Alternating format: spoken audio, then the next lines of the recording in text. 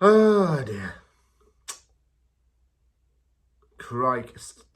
I'd actually forgotten about yesterday's game completely, and I didn't even think about doing the post-game review because I didn't really think about it. But what I will tell you is I woke up, watched the game, went back to bed, went to work, came home, made a review. Yeah.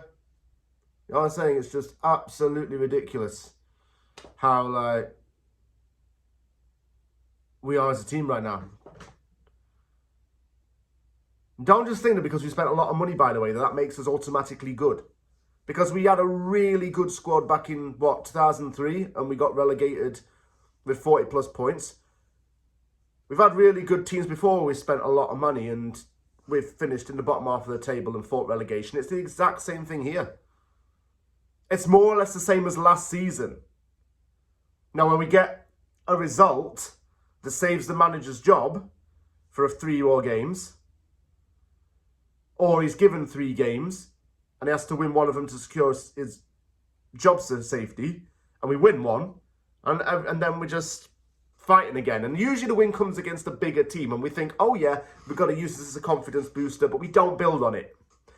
Like the Man United game last week, we won that, quite fortuitous, but we won. And this week, we lost to Nottingham Forest, and everything's gone to shit again. It finished Nottingham Forest 3, West Ham United 0 at the City Ground. Deserved win for Forest to go up to 3rd in the table. As for West Ham, it's flirting with relegation again. The board apparently says it's got some kind of confidence in Lopetegui still. I don't see where. But it was something that they've got to, suppose, stick with. If they're going to back him, they've got to show why he's being backed, or he's got to show it even with the results, and I don't even get why.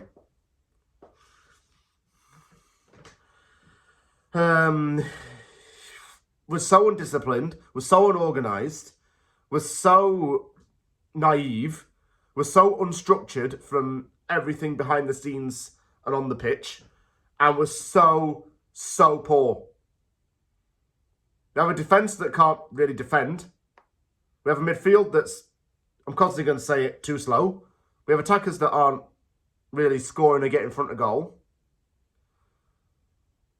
I mean, what are they there to do?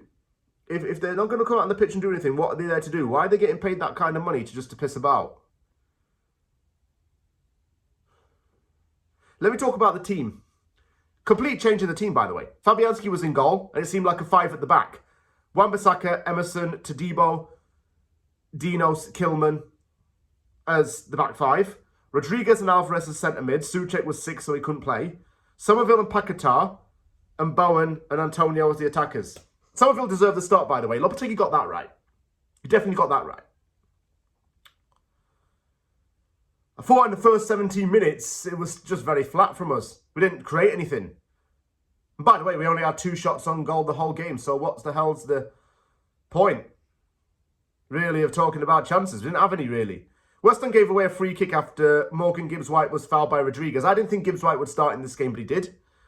Rodriguez was stupid to give it away there, and it just shows how kind of we've lost our heads a bit. We're giving away silly fouls. The free kick was blocked, though. Each side played defensively to stop the flow of attacks, and West Ham just got the bodies back. We played very deep football. And when we go forward, we're playing a system where we're getting some defenders way too high up. Like, our fullbacks are sometimes getting way too high up. Like, Emerson and Wan-Bissaka have to do what a central attacking midfielder would do and run with the ball from the midfield. When Forest made it 1-0, it was no shocker as to who scored. Chris Wood did. I thought Mavropanos had cleared this ball out of play, but Moreno crossed it in. Wood had a free header at very close range. The marking for that was shit. Utter shit.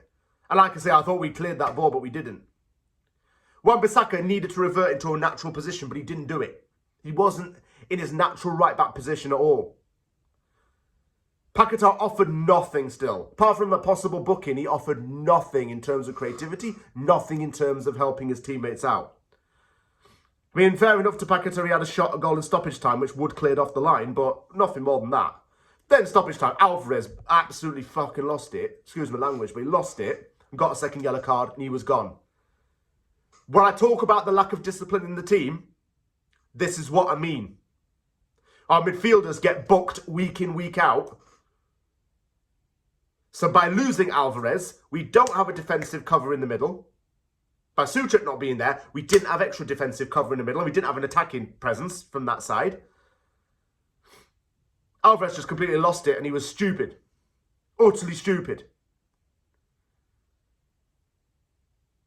We cannot control ourselves. It was 1-0 at half-time to Forest. Substitutions at half-time are a very reactionary thing right now. It's not really in-game management when you're having to put on players straight away before the half starts. Soler and Antonio on for Somerville and Rodriguez. So Somerville actually didn't even get the full game. Is there an agenda against him from the manager? I don't know.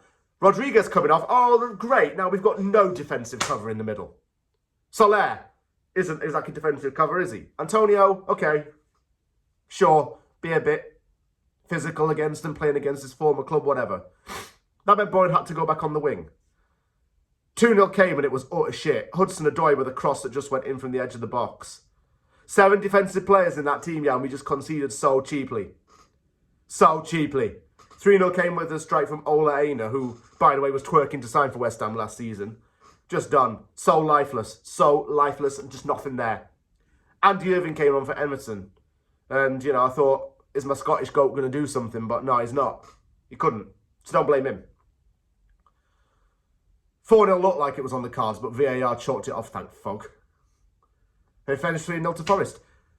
Yeah, a ground we can't win at. But not an excuse. Why don't they make the players who play terribly do the post-game interviews instead of the ones that care? Why is Fabianski doing it when I think he actually cares?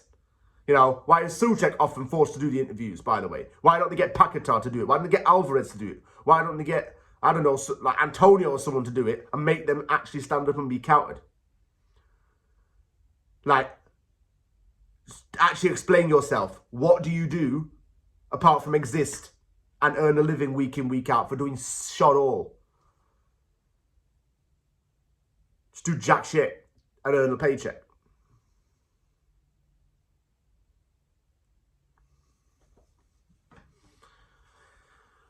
We've got Everton next week, and I've already seen morons on the timeline saying, oh, I want Everton to win next week because it means the manager gets out. Piss off. Why do you not want to hope your own club loses?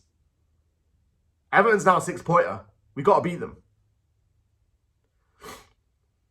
Don't have much faith, though. It's easy to say sack the manager, right? But we can't just get anyone in because Sullivan, in 30 years of management and football business, has never paid compensation to sign a manager from another club. He wouldn't do what Villa did with Emery. He wouldn't do what United have just done with Amorim.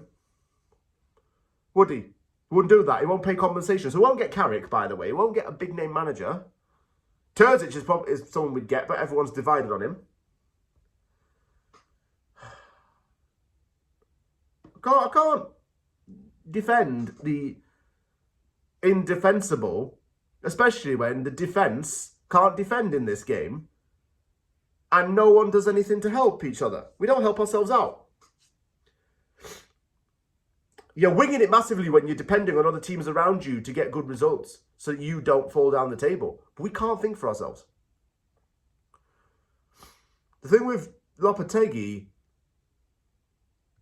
is time's going to start to run out. But if he gets sacked, £5 million in compensation needs to be paid to him for the remainder of his contract. I don't think Sullivan's going to do that, is he? Nah. He can get out of the club. For all I care. You know what? Screw it. I'm actually glad I'm not going to go and see West Ham when I come back to the UK. I'm glad the game got moved to Monday night, so I don't have to watch it. Maybe the manager's not going to be there by then, but I don't know. There are no answers right now for what goes on. Every week is just like poor to watch. It's regression, but just without David Moyes. And then you lot on Twitter say, oh, David Moyes should come back for a third spell. I don't want him back. It was time to move on from Moyes, but only if we got the right person in to move forward, and we didn't do that. We've got to win next week, otherwise we're in trouble. I'm going to finish this video by just saying something to some of you lot on there on Twitter who just want to beef. Yeah, West Ham Twitter just gets so toxic after a loss, and it's unreal. I don't like seeing it. I don't want anything to do with it. It's just not a nice place to be. That's when you shut your phone off. And if we get relegated or whatever this season, there might be actual riots in East London. And I'm not joking.